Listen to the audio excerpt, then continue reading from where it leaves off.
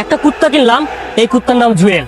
জুয়েল, প্রিয় বন্ধুরা, আসসালামু আলাইকুম। আশা করি আপনারা সকলেই ভালো আছেন।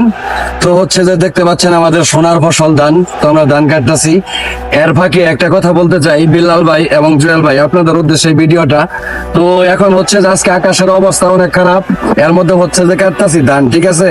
তো আসলে এখন এত সময় নাই যে আপনাদেরকে নিয়ে এত ভিডিও বানাবো। তো ধান কাটার পাশাপাশি আপনাদেরকে আমি একটা কথা বলতে চাই যে এই বিষয়টা যতটুকু আসলে গড়াইছে ততটুকুই থাক ভাই। কারণ হচ্ছে যে ওই আবু সাইদের ফান্ড কালেকশনের যে টাকাটা, এই টাকাটা কিন্তু ওই বিল্লাল ভাই মসজিদে দিতেছে, এটা আসলে নিঃসন্দেহে ভালো একটা কাজ। তো এর পাশাপাশি আমি বলতে চাই যে এই টাকাটা যদি তার ফ্যামিলি, তার সন্তান ছিল এবং তার ওয়াইফ আছে, তাদেরকে মেলায় যদি টাকাটা দিত, সেই ক্ষেত্রে মনে হয় সবচেয়ে বেস্ট হইতো, ঠিক আছে।